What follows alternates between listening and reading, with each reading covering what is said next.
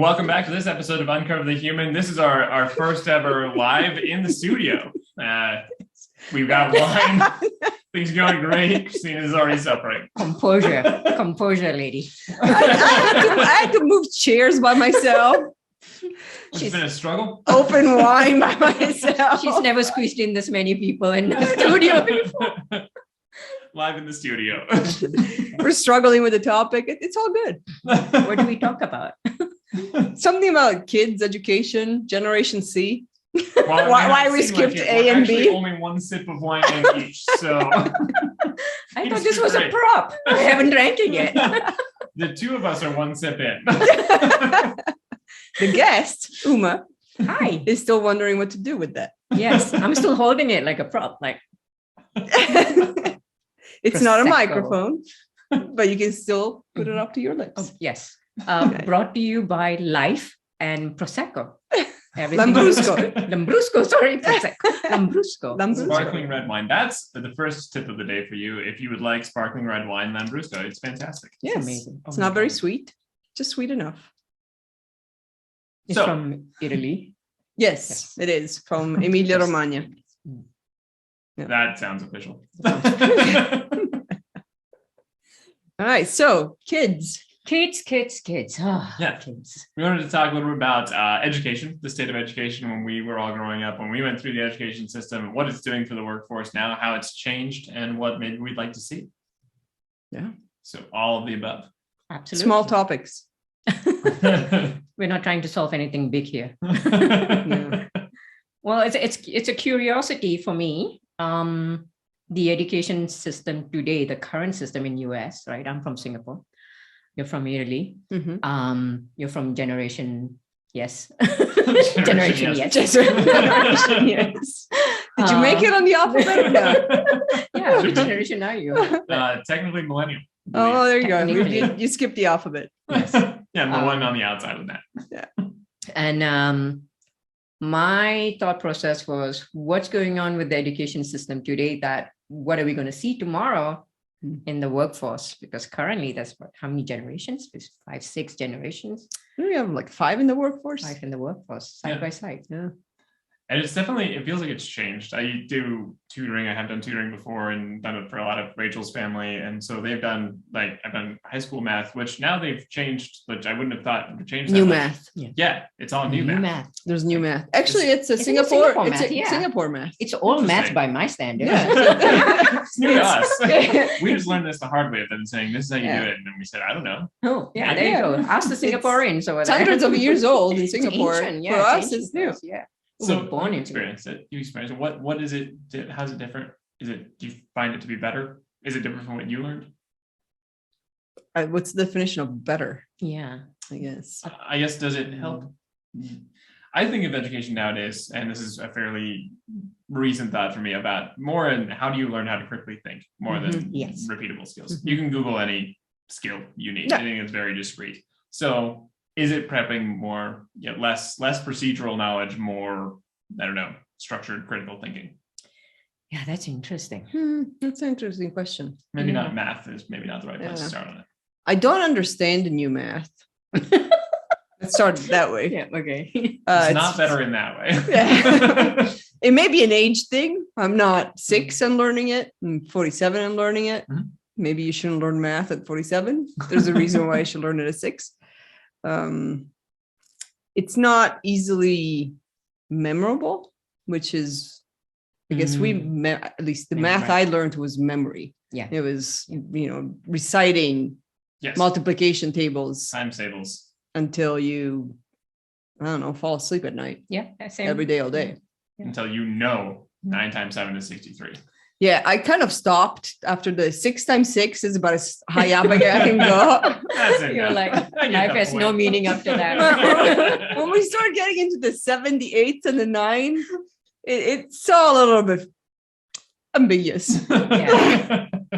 Well, yeah, actually, so the big difference is, going into Cherry Creek School District and helping out with training special needs kids. That's what I'm doing today, which is when I walk into a classroom, it throws me off because there's too many stuff all over the wall, like you have ABC. I mean, like there's no blackboard. Okay, so there's whiteboards, but the whiteboard is covered with stuff, right? There's pictures and words and contractions and grammars, and I mean these are kindergarteners and grade 1, and it's like if you have your wall covered back to back, how much do they zone out of what they are looking at, right?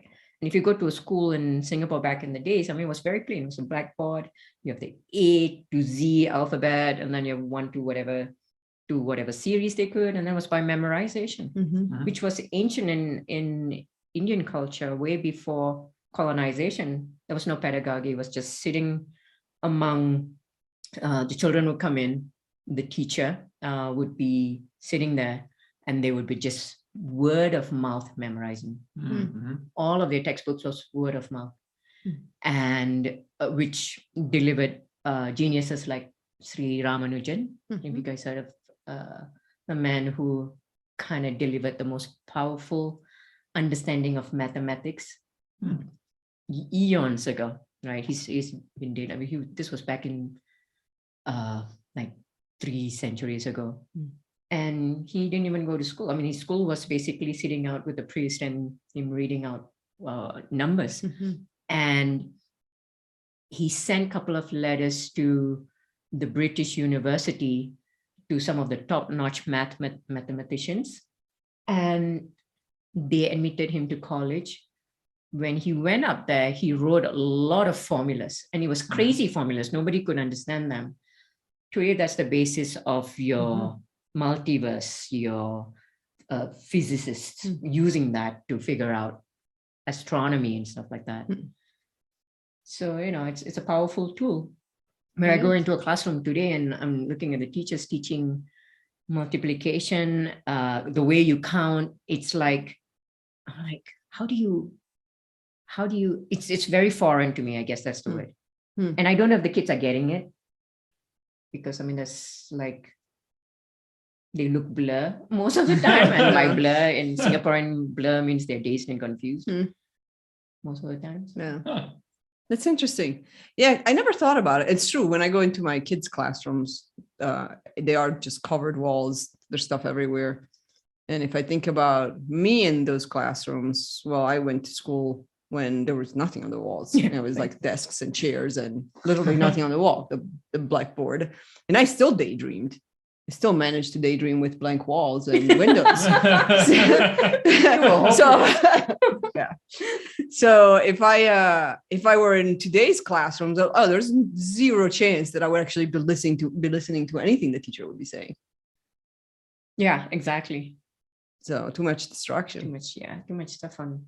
What about you? I went more towards the age of there was a lot of stuff on the walls. So I think it maybe was distracting. I can't necessarily remember only staring things on the walls, but I also can't remember listening to what was happening. So I don't know that it's a record of having paid attention.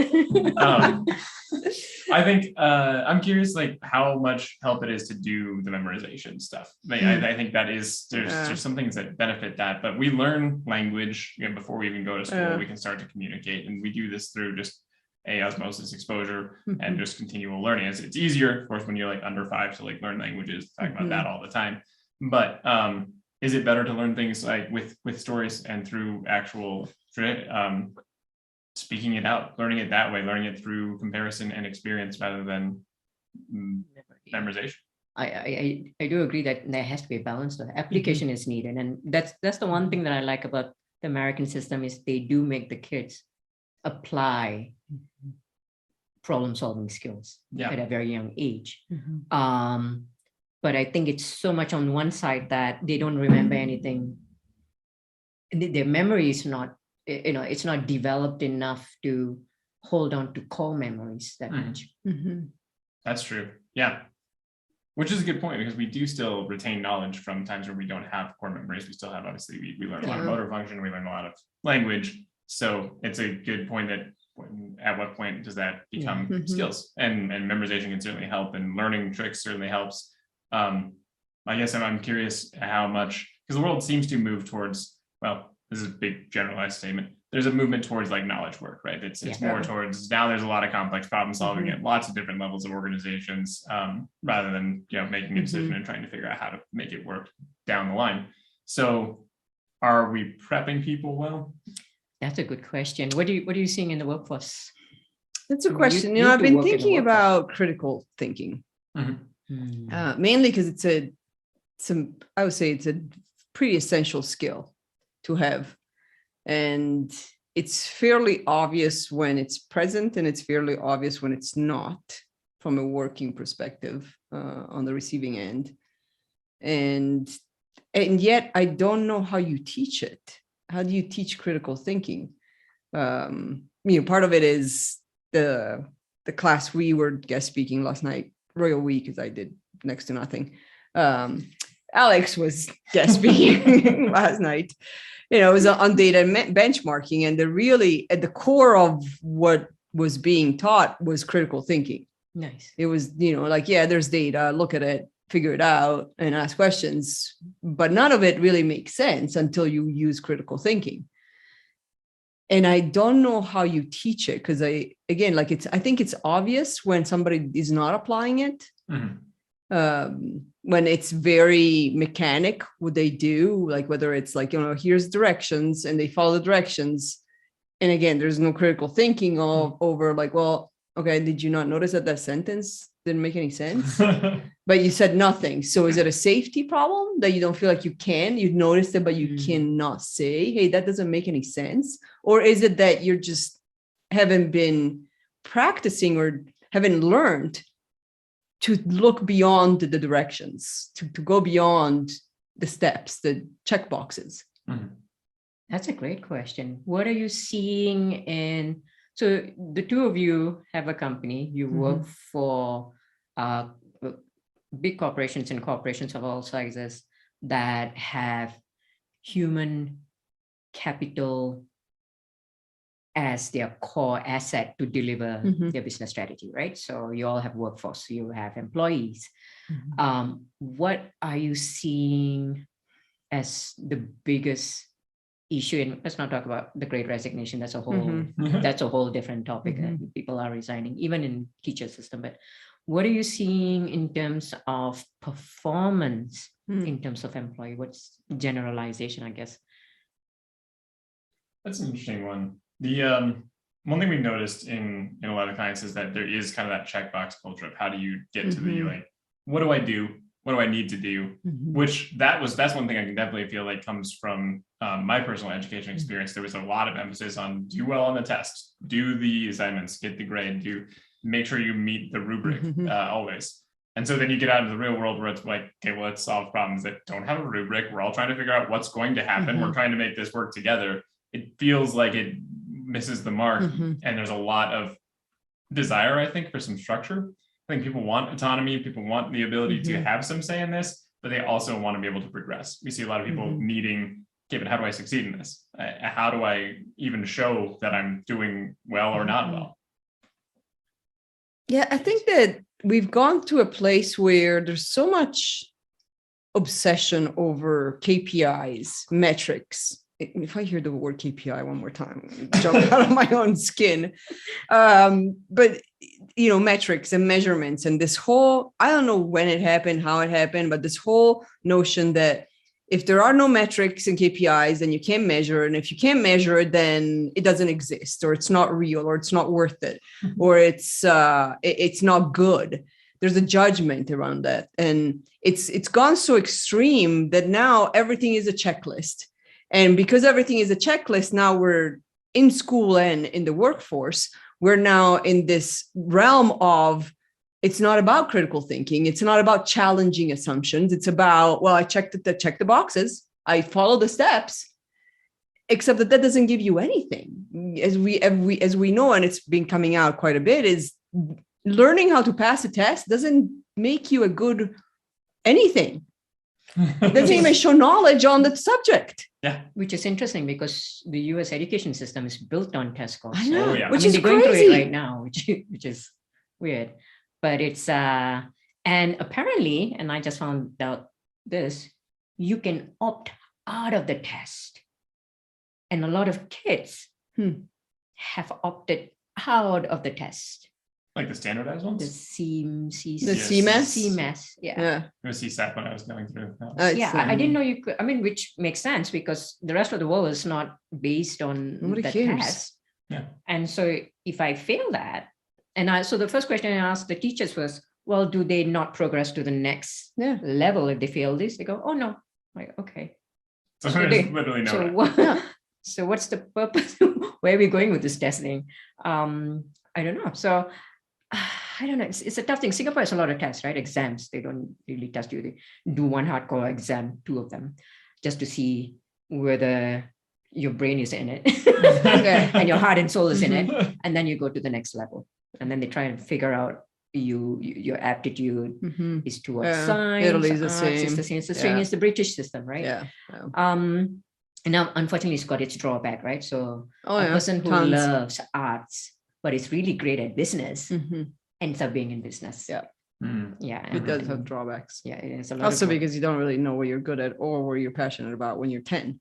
exactly. Yeah. And Or 18. Or 40. Or 40. Like, yeah. it's okay to change that, but we don't really have that built Yeah. in. We Yeah. have it Yeah. built in, like, pick your thing and get good at it. Get really good at only that thing. Yeah. And that's an interesting portion about the tests too, is that it is poorly incentivized. You create a test, you say the school is going to be now funded or not based on how students perform on this, which incentivizes the teacher to do nothing except teach to the test. Make sure you can pass this because that'll make my score look good. Yeah. And because of the way the tests are, they have nothing to do with critical thinking and everything to do with mechanical memorization or figuring out how to pass the test, which again, nothing to do with critical thinking. You're not challenging anything or even the subject. You're not challenging anything. So then it goes into the workforce and you literally have these people like, well, I can't say that you don't do the work because you've checked the boxes, except that the work is not usable because there was no critical thinking behind it. Yeah. Because it shouldn't have been done. That was the first test, is the fact that there were the wrong assumptions and then there was the wrong task list. Yeah. The other thing that's missing in the education system is social intelligence and emotional intelligence, both of which is very critical to growing up and becoming a well-rounded person. Or person, even not well-rounded, a human that interacts with other humans. Which, by the way, a lot of business ends up involving around talking to other people. Yeah, so somehow they haven't figured out how to eliminate humans from the businesses yet. Which is why emotional intelligence in company trainings are ranked number 1. I mean, like, why train people as an afterthought? It won't work if they're not brought up from day one. Unless they're actually curious about it and then want to spend the time in it and learn something as abstract as emotional intelligence and situational understanding, which doesn't have KPIs. No. And if you look at it in Italy, how did you get trained up in emotional intelligence and social intelligence? Not at school. Yeah, that's for sure. Definitely not at school. At least not at the curriculum. Yeah, there were definitely not with students. at school. Parents and a belt. No, I'm kidding. This was back in the days. I'm a Gen X. Parents and a slipper in Italy. Parents and passive aggression.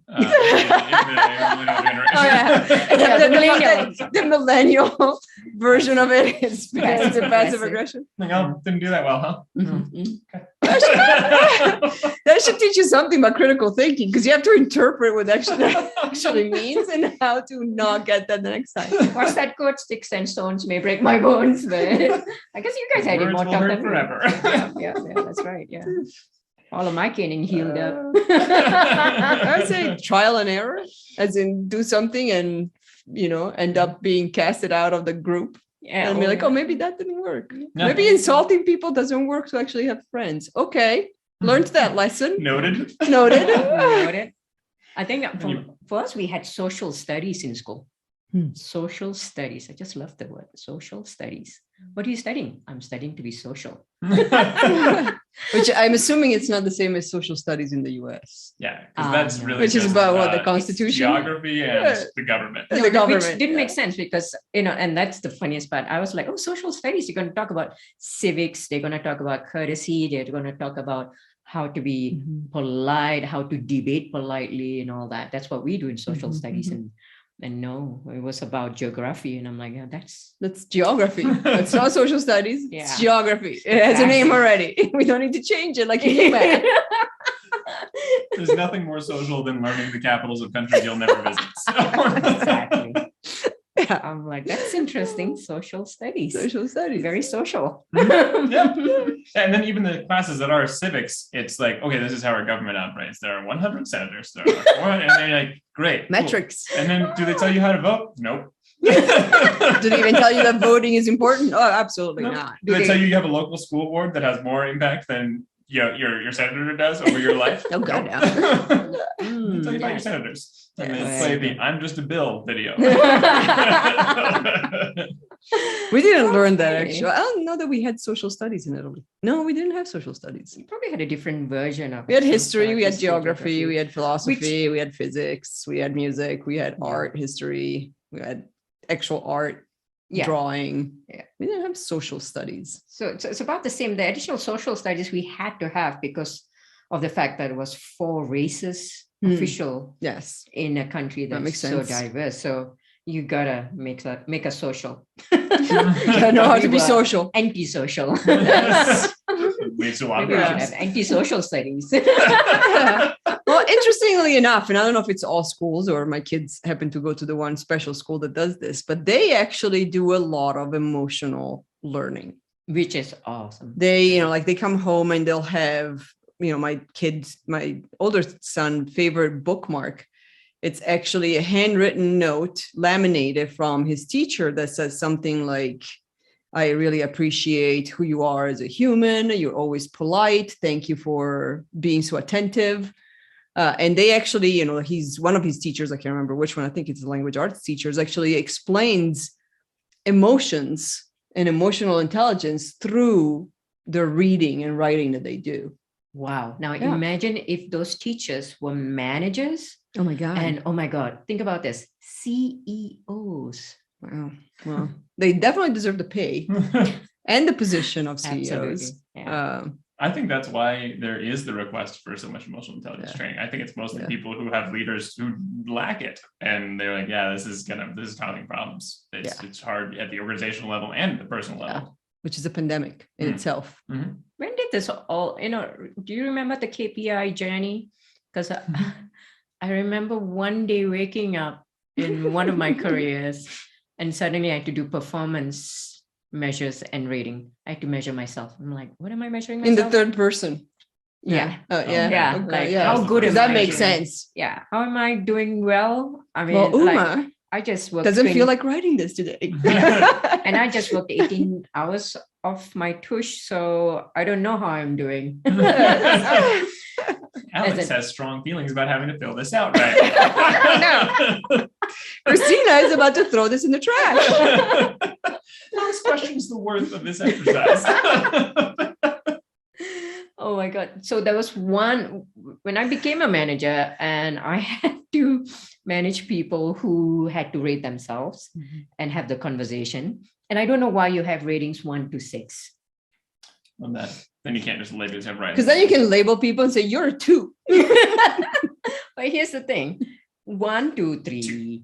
As 4, your 5, whole 6. identity. Exactly. And so every one of my team, this was in ancient times, gave themselves 6. So then I had to train them what 1, 2, 3, 4, 5, 6 meant. And in my conversion, I said, if you're 6, you better have written a white paper or you're walking on water.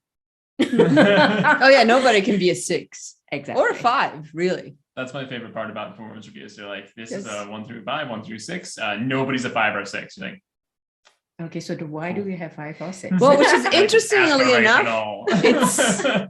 it's a complete financial reason. Because if you have a 5, or if you are a 5, because let's go back to this is your whole identity for the next 6 months or a year, depending on how long performance reviews will last. If you are a 5, then we actually have to pay you more for what you do. So that's why nobody's allowed to be a 5. If you're below a 5, then now I can subjectively decide whether you get a pay raise or not. That makes sense. And so there was this whole thing about banding and rating in consulting world, right? Mhm. Everybody can't be 5. That's not enough money to give everybody the bonus. So we had to squeeze people into various numbers so the budget would fit. Yep. Well, Yeah. that sounds like a perfect ideology for performance. Perfect Oh meritocracy. yes. I mean, there's so much motivation on that I just can't wait to go back to work. And if you manage to, hit all the marks and you actually have exceeded beyond, yet the money wasn't there. Yeah. There's this catch-all called personal relationship, which you can be dinged on. Oh yes. Just so they can pull numbers so down. And that's I was trained on those strategies to move people around, which was a tough time. I was like, just say yes bonus, no bonus. It's this. Yes, they did a good job. No, they were crap. Mixed life. Or I don't know, reduce the bonus for the C-suite by a few $1 million and everybody give other people an extra $10. Yeah. Nobody goes into There's a work shock. thinking I'm going to work less. Yes. I vouch for you. Nobody goes into work and says, I'm going to that. I mean, genuinely, there are people who may not meet their terms, and then you just make sure they're in the right roles. Yeah. But there's one guarantee for motivating people to work less, which is to rate them on a scale from 1 to 5, give them all 3s and 4s or 2s because you can't afford to give them 5s. And then expect after they've worked, 60-hour weeks and worked their butts off.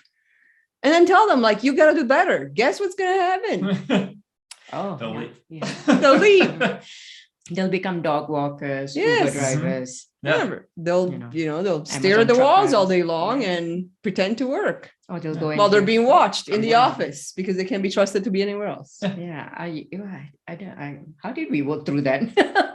If you got a 3, you started to behave like a 3. Like, okay, well, then I'm going to give you my 3 effort. Exactly. So I was giving you what I thought was a 5, and I got a 3 out of this, which probably for budgetary reasons, probably for whatever else, or just, you Subjectivity. got an angry manager that day, whatever happened.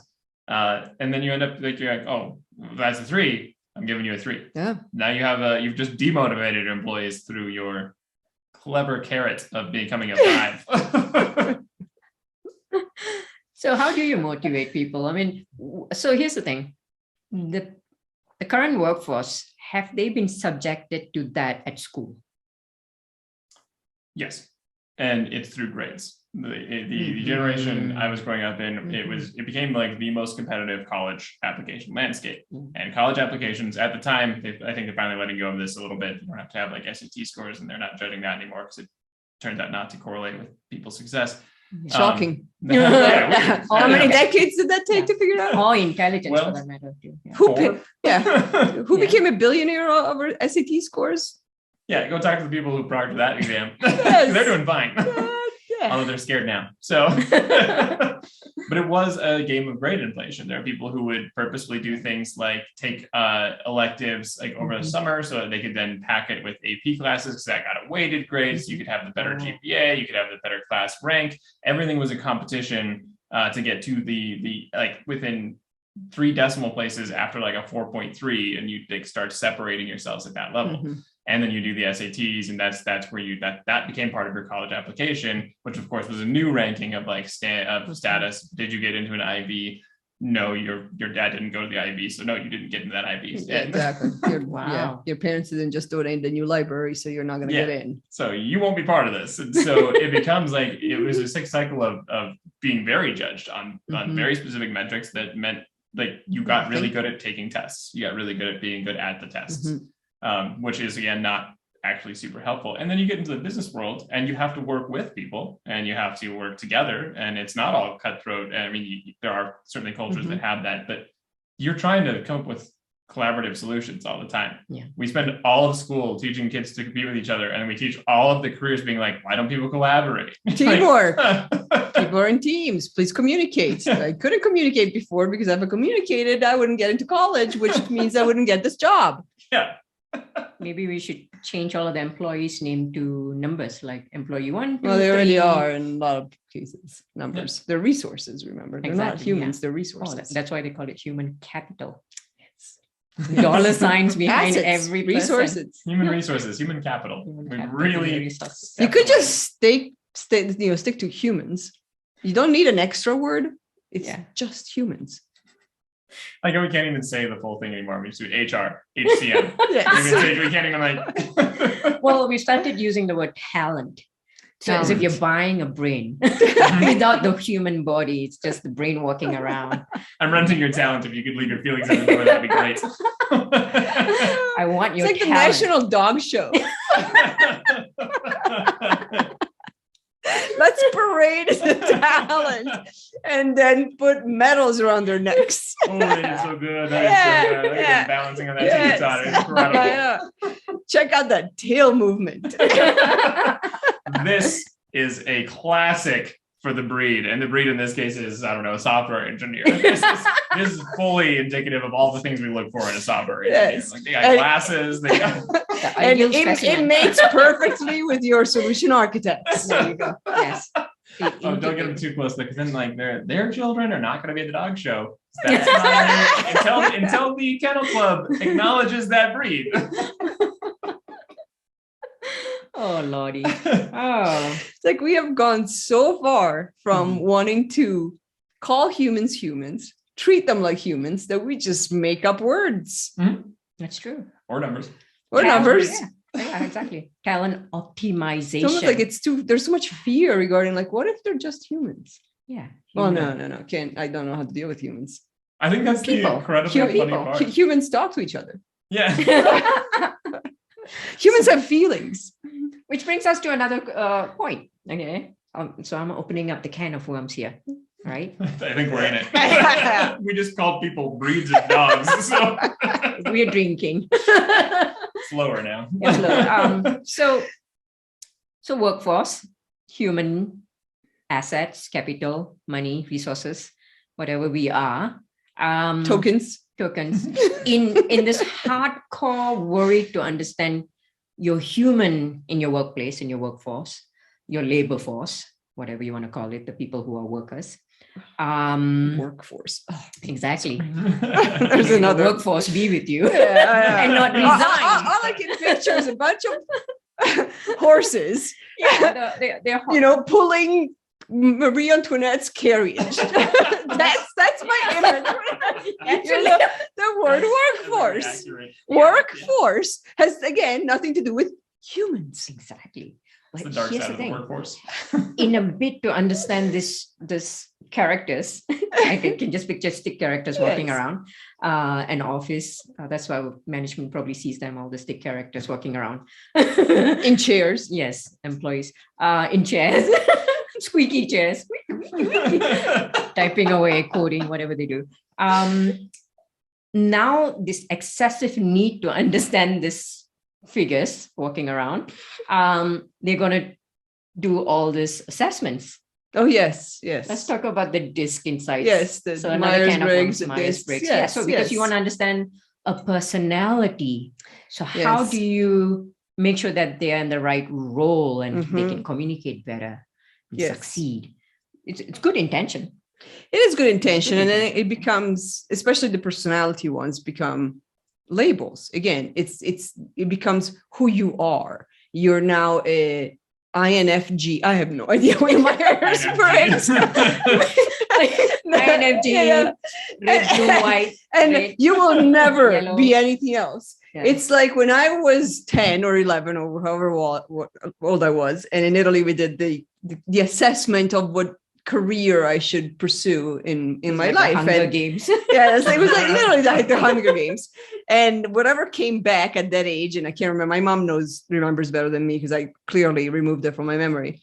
But apparently what came back was that the highest I could ever be in my career was whoever, I don't know the name of it, but whoever that person that cleans up hair in a barbershop is. So that was given my highest accomplishment as a human. No. Was that based on that assessment? Was it that detailed, like specific about? Well, there was a specific name for it. Specific. Yeah, there was a specific name for it, but it wasn't it wasn't hairstylist, which I actually think they're geniuses. So it wasn't as high as that. No. It was the cleaning person for the hairstylist. Oh. Was this The shampoo person. The shampoo girl boy. supposed to be a metaphor where everything is a hair salon? And this, I have or was no this, idea. Or they were very specific, and this was every possible career, and we found this specific barbershop. Yes. And, and one thing that it did do is that it created a huge amount of respect that I now have for anyone working in a hair salon, no matter what they do. I never did. No. But I do have a huge respect because I'm sorry, but whether you're washing, cleaning, cutting, it is a hugely important job. And I am grateful that somebody's doing it. Absolutely. And to me, it's not demeaning. To the people reading out the assessment, to my mother, apparently that was supposed to say, your daughter's just not going to really accomplish to anything. And she doesn't have the brains or intelligence to accomplish too much. So the analogy was, this is a profession. Yes. Which befits that. Here's where you should go. Just stop studying now at the age of 7, because you're never going to be able to do any more than this. Might as well just take it on now. Out of curiosity, what was your mom's reaction to that? Oh, well, my mom is not Italian. She's American. Exactly. She New Yorker. She's a New Yorker. She hit the roof. My mom came home and was like, that is the last time I will ever speak to anybody in the education system in Italy. Yes. Nobody gets to judge and label a 7-year-old. Oh my God. Like this, and basically lay out their entire destiny to basically say she will accomplish to nothing. That's wild. So anyway, back to the Myers-Briggs. I feel like some of those assessments have been used that way. As in like, well, like if you're an INFG or whatever, INFJ, I really don't know what they are. Then you're good boy. Yes.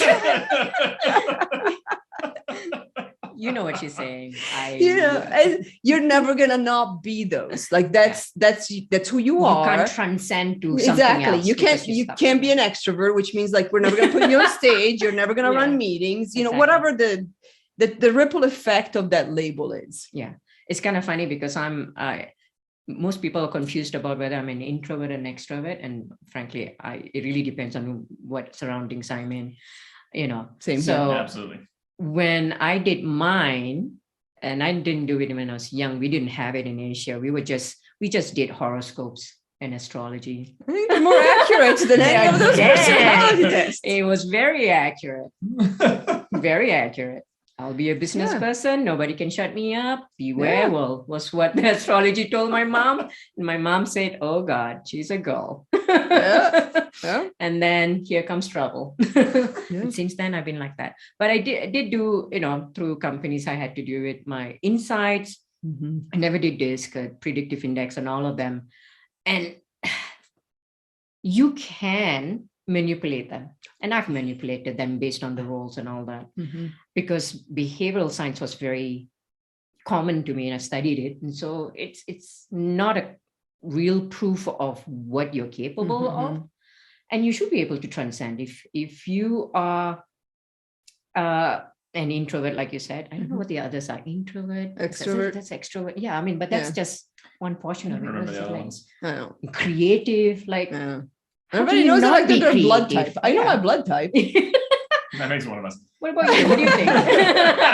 Oh God. I do remember my blood type. It's fine. Okay, yes. I think it's interesting that we have this impulse to like try and slap people into roles. Like, first of all, obviously it doesn't help. You mean not really slap people? I thought slots. I have a lot of impulse to slap people. See, on the flip side, we do have an instinct to slap people. My astrologist. Podcast. Sorry, I don't slap people, but I have the impulse. Yes, we do have the impulse to slap people. Which is a human impulse. We've all had an impulse to slap somebody at some point. But I think it's entertaining. Why do we entertaining is the wrong word. I think it's damaging to try and associate these things, but it's weird that we try and do it at like age 7. I mean, I don't know a single adult who would be like, yeah, I could definitely see exactly who I was then. And maybe it is easier in retrospect to be like, yeah, I can see kind of some of the things that were similar. And then we like to believe that we can then tease that out of the new generation of 7-year-olds. We're like, we're going to figure out your potential. Like, it didn't work for my generation, but I'm pretty sure we got this dialed in now. We'll get it. like, why do we have the impulse to create these? And maybe it's just how we conceptualize the world. We have categories, we think of things in boxes. And so we just want to be able to work easier in those boxes. But couldn't we create a box that's a little more flexible? Couldn't we have a different system for this? No, it's not controllable. Can the box include the chance that you're not part of the same box in 2 years, in 5 years, like that you do change over time? I do, you do actually, but everybody changes over time. I've changed so much over time. Yeah. I mean, I hated people and now I have to like them. Based on it definitely business, sounds like you've made it. Based on the people's business idea. Huge transformation there. Huge transformation. I used to not It's a change of perspective. Like I like people. I do have to like people, apparently. And I say it with a straight face. And a glass of wine. Yeah. Well, you don't have to like people. Oh, no, that's part of my transformation. Stop saying that. Oh, sorry. I'm kidding. If we want to go to the KPI portion of it, there's the big 5 personality test, where it's like openness, conscientiousness, et cetera, et cetera. The big 5 personality traits, and you rank yourself on some spectrum of these. They did a study where they had people take it, and they took it, 70 years later, whatever, and 98% of the people had changed at least one of them, like to the different end of the spectrum, like, which makes sense in anybody who's experienced anything. There's actually a fun principle, or I guess cognitive faulting, called the end of history effect, where we believe like, oh yeah, a ton changed for me in the last 5 years. From here on out, though, it's gonna be steady sailing. I can't see how it would be different in the future, and we think that all the time throughout life. The scary part is that we actually treat people that way. Yeah. As in, like, I hired you to be whatever, a data developer, and how dare you want to be anything else? And how dare you let COVID impact your emotional status? Exactly. It's not convenient for me. No, you're gonna do something else when I tell you it's time to do something else, and it's only gonna be fitting in the box that I choose you to be in whatever middle management position I see you fit in. Where sometimes you need critical thinking and you need to speak up, but most of the times you just need to be told, me doing what you're told to do. Most of the time you just need critical. You just don't need thinking. Yes. You can get pretty far on that. That's true. Yeah, just be critical. That's a good point, though, because there's another portion of education that I feel like is generally unhelpful, regardless of generation at this point, is the idea of so much compliance. Like, listen to the teacher, this person's a person of authority. And then we send you out into the real world and say, come up with new things. Go be innovative. Also do it in this box. Also don't change. Yes. Also, you can't be a different person. I will tell you when you can be a different person. And when I tell you you need to be more creative, I expect you to get there. How am I supposed to stay on top of this? And I want you to speak up, but don't you dare speak up, because I'm going to yell at you when you do. I want you to speak up when it's somebody that I disagree with, that I want somebody else to say. Exactly. Yeah. But if you speak up against me, like I was right. Interesting. We clearly do not have a problem in the workforce. No. But I think we established we all have a problem with authority. So. Yes. Hence why we all work for ourselves. No, I mean, we fixed that problem. Exactly. Well, here's the thing. I have no problem with authority because I came from an authoritarian society. Singapore is very, you can chew gum. You can chew gum. You can't just buy it. You can spit. You can, fine. It's a fine city. I need to move to Singapore. Yeah, it's very clean. It's prim and proper. And I think the understanding is, being Asian, the culture has always been you give your elders all the respect. You have to. It's karma and dharma, right? You go to hell, and we have 6 levels of hell. So don't even think about it. Just get crushed in each layer of hell. It's kind of like a performance review. For disrespect. Yes. Exactly. It's like level 1, write about yourself in the third person. Yeah. Level 2, never give yourself more than a 3. Level 3, do disc. At the time of death, you're a 4, so you're going to that circle. So good luck. Oh my God, that would be my worst nightmare. That'd be hell, literally. What, writing about yourself in the third person? Yeah. Oh, and doing performance rating and oh God, my God, listening to someone tell Did you how bad you are. first few performance reviews I did was like, it was required you do that in the third person, which is the most awkward way to write about yourself. You're like, Alex did great this quarter, I think. It's really kind of hoping for some constructive feedback, but here we are. Let's talk about what I think about me so you can tell me I'm wrong. Is it supposed to make you feel better about giving yourself a 3 because you know if you give yourself a 4, you're gonna have to defend yourself in front of the Spanish Inquisition? Alex is a 3. I hate that guy. Now be honest now. Oh, there's a lot of room for improvement. Oh gosh.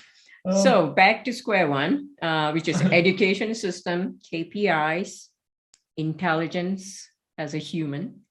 I mean, whether we want to say social, emotional, psychological, cultural. Oh my God, cultural is so huge. Human intelligence. Yeah, human intelligence. Yes, just being. Yes. Existence. Well, so that's the thing, right? So we've gone through extra stuff Yeah. the last few years. Yeah. Some of us have gone through a lot of stuff before that, like our boomers and is it the silent generation before the boomers? Or was it the great Yes, I think generation? it's Greatest or silent? silent, Yeah. greatest. Well, they've Both. gone- well, they've Maybe gone- they were great because they were silent. They practice silence. They do.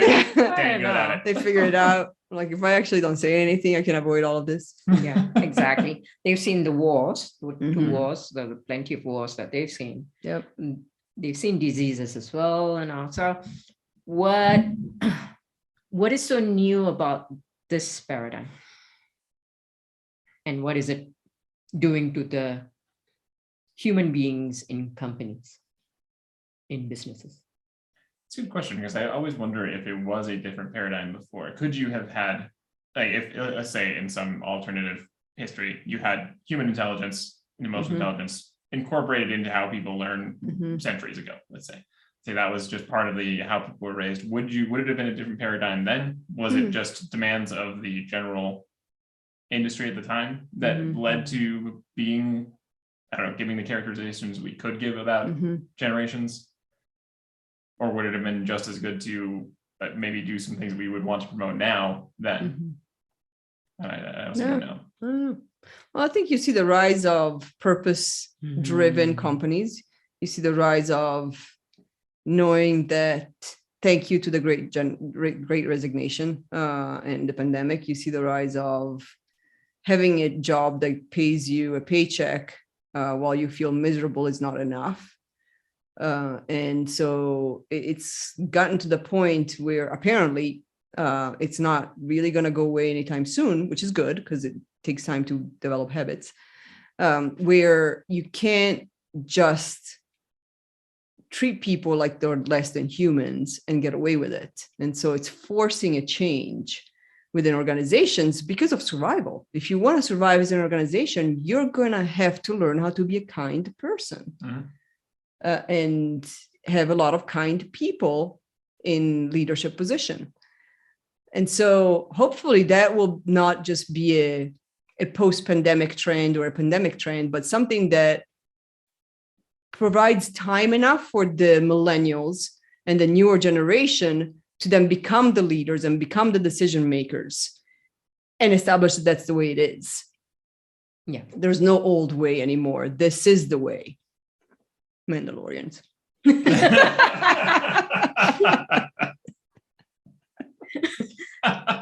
heard it here on this podcast.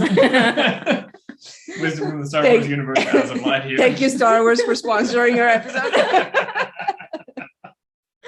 The dark side of the workforce. Yeah. Mandalorians. May the workforce stand with you. It is an interesting trend. Will it become something that becomes more common? And is it because we need it now? I mean, it's definitely happening because we need it now. But will it stay? Will it be something we always need? Will it become a habit? I hope so. I hope so. And that's also an industry difference, right? If you look at the Silicon Valley tech industry, they're trying all sorts of experimental, weird stuff, trying to figure out what makes people love their brand. So now there's employee branding. Yeah.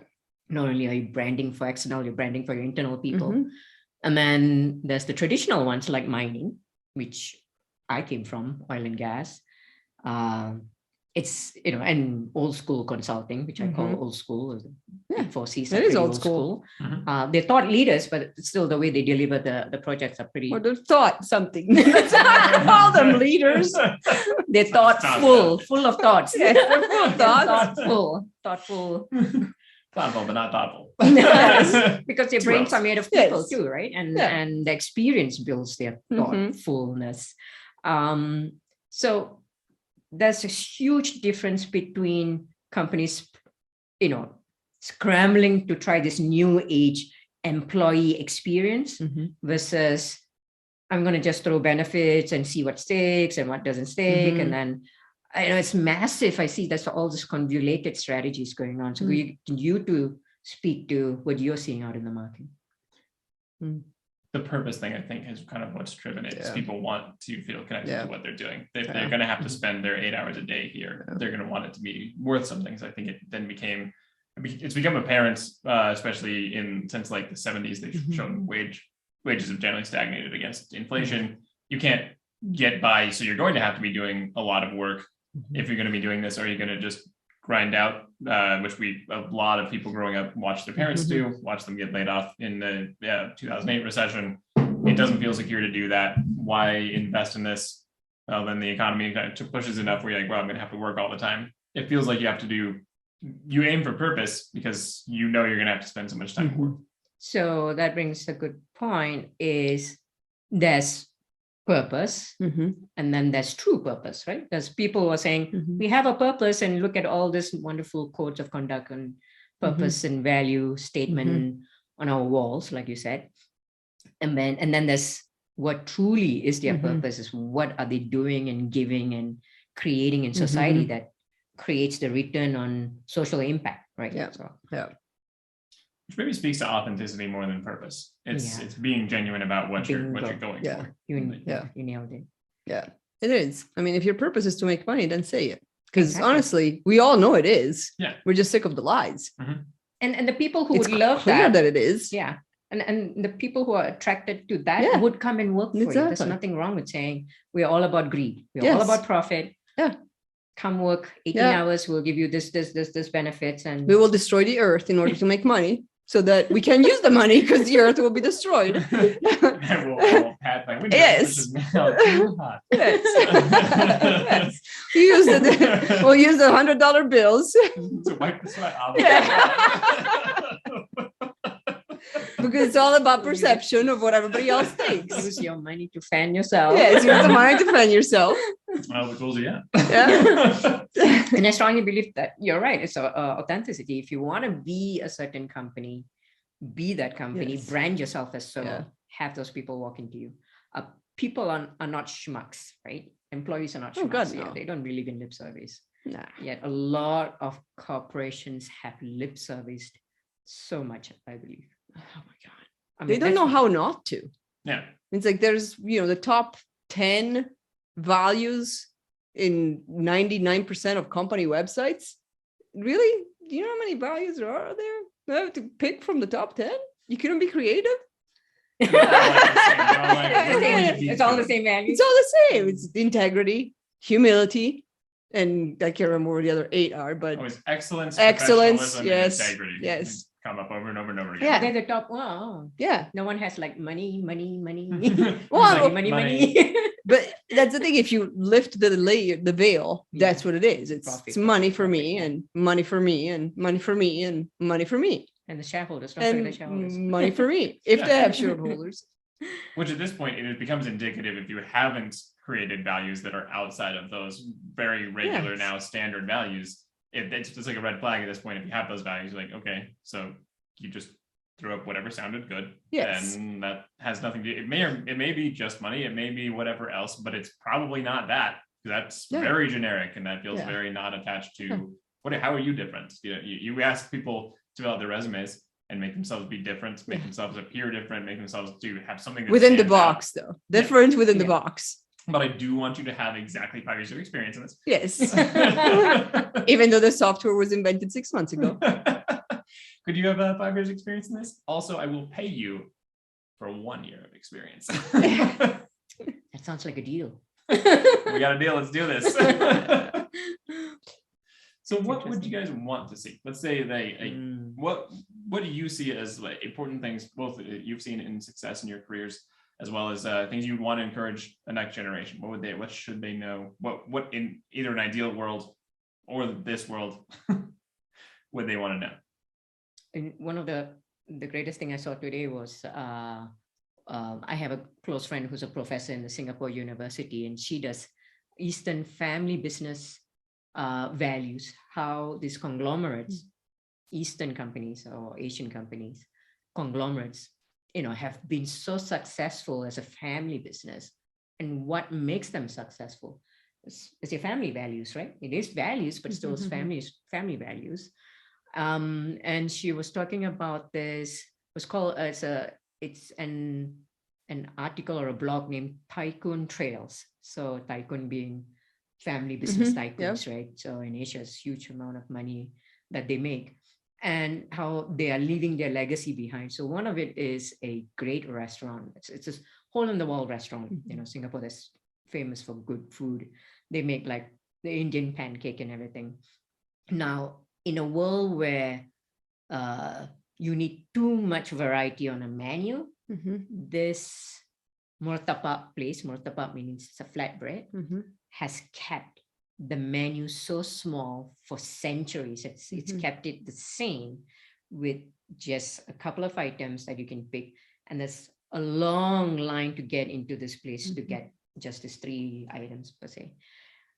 And for them, it's the value of making a product and making food that is so nutritious and so valuable and so tasty that you don't really need to come out and create something more to create more money and then make it all convoluted. You just feed people, feed the poor, feed everyone, because it's rightfully priced, and keep on becoming rich. The becoming rich was a sideline, right? It was a side byproduct. But feeding the people with great, what we call street food, was basically street food. It's cheap food. It's not like an expensive restaurant thing, was their goal, and they've been doing it for years. And in this case, less is more. You don't have to overdo it. And I think most of this today's paradigm is we need to do more. Yes. And then they end up achieving less. Oh, yeah. Yeah, it's You true. spread yourself too thin, you can't actually support more. Yeah.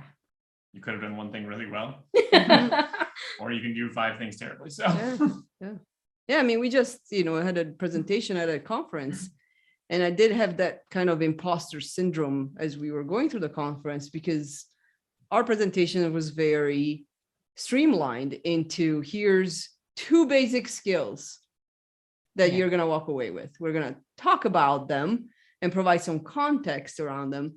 But that's really what it is. It's like, it's walking away with 2 skills, which, so for some people could be obvious and not all that much.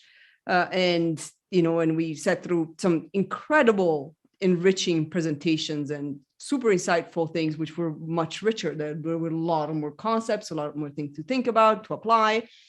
And yet after when we were in the middle of presenting and when we were done, I realized like that's exactly what people needed, especially at the end of the conference when there was an overload of I can't fit in one more piece of information, even if you shove it, down my throat.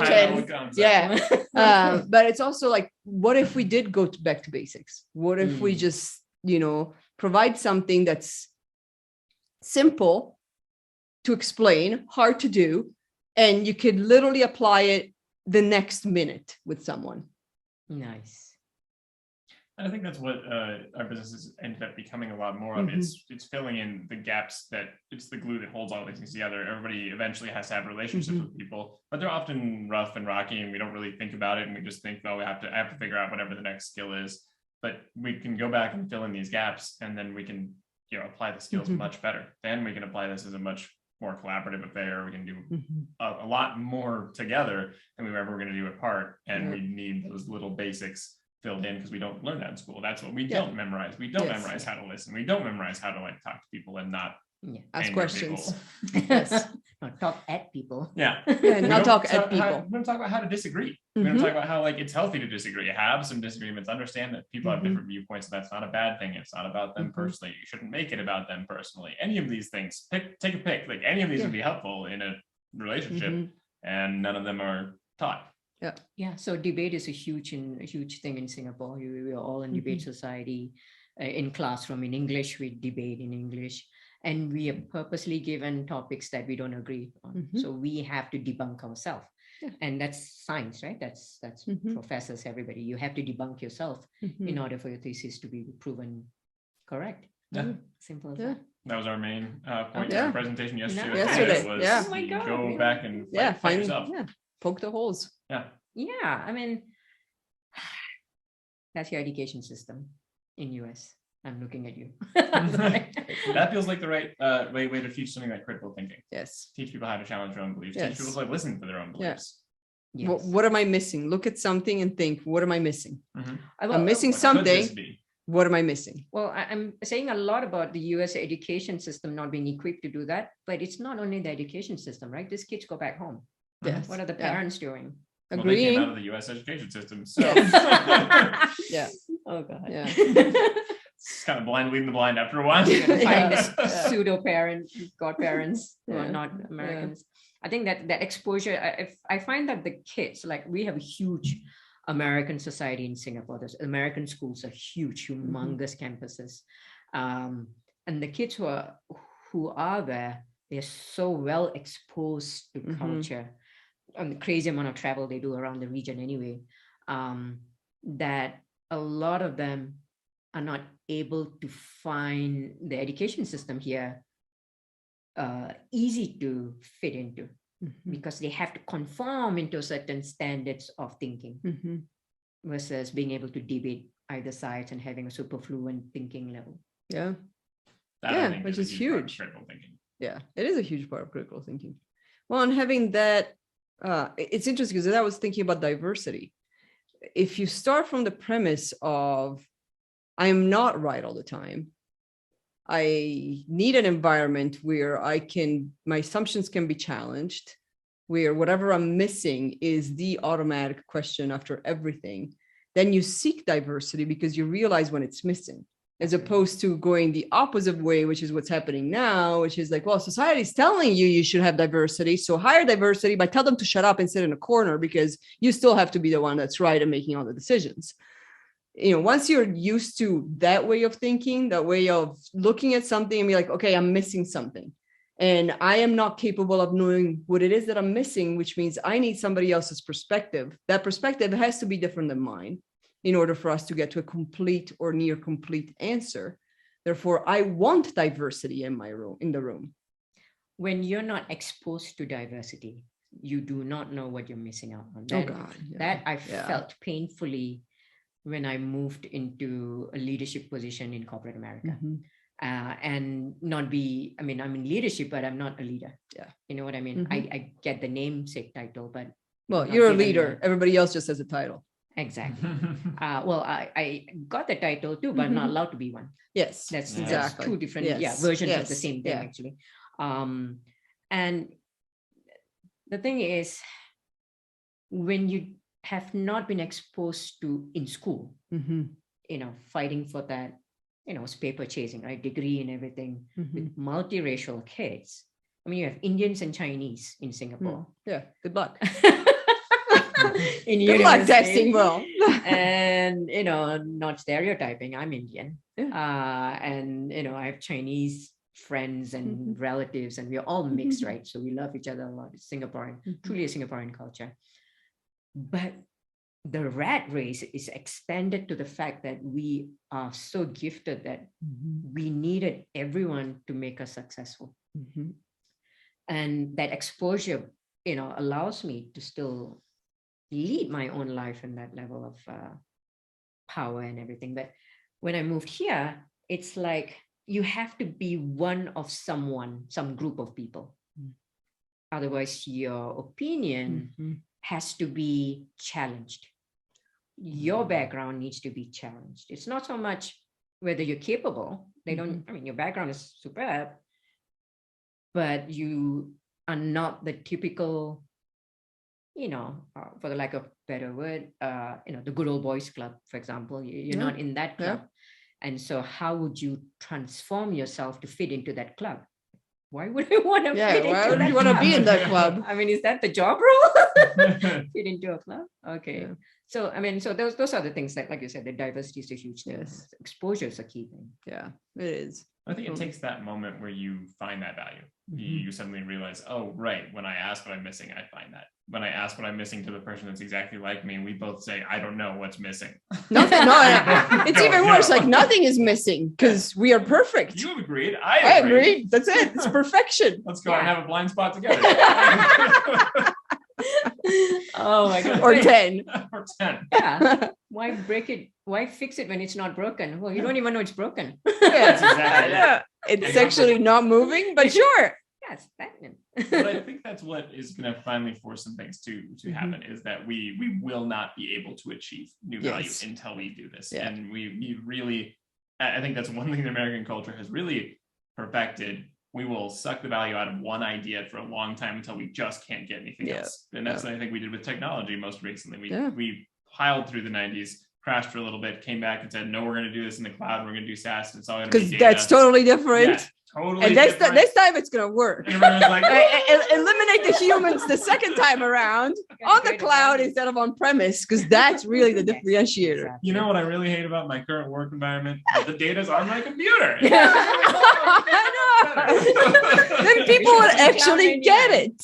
This would actually work if we were somewhere in the bottom of the ocean. Being transmitted to me. Is there anything left? And we did not come up with anything. And now we're at a point where we're like, crap, all right, let's bring the people in. Let's figure out what they need, because can't get rid of them. We're doing anymore. And now I think that's what's kind of forced it to come to this. And hopefully that's enough to create a new generation of leaders that see that as the potential, and it becomes the default of what they pass on. And that can be more collaborative. Go find the value in a different way later. Let's hope. Fingers crossed. Good. Can you put people in the cloud too? I mean, you don't need to have on-premise. Well, some people are already on the cloud. Exactly. That's the cannabis industry. Yes. They're doing a great job. Great job. I'm sure that will be the next achievement, is putting people on the cloud. Yeah. If you can ship the data to the cloud. Download them when you need them. What I laugh about is all this this new debate. Hybrid workforces at home, in the office, and in the cloud. The triumvirate of places. It's just like the Amazon Prime show, Upload. Oh yeah, exactly. People are uploading and then you download them. That's going to be the new future of hiring. So watch out for that one. Somebody start that company. Well, good. Well, we could go on for hours. That's true. Yes. But we need to have a wrap. Is it a wrap? I think it's a wrap. Well, the glasses of wines are empty, so I think it's a wrap. we're going to refill the glasses. Yeah, we can't talk without this thing. Thank you guys so much for joining. And thank you, Uma, for joining us and having this wonderful conversation. I think we've solved all the world's problems at this point. Yes. We can say that confidently. We just need wine and being live. And the cloud. And the cloud. And this is now being recorded to the clouds. That makes us... Actually, no. It's being recorded to my computer, so we're old school.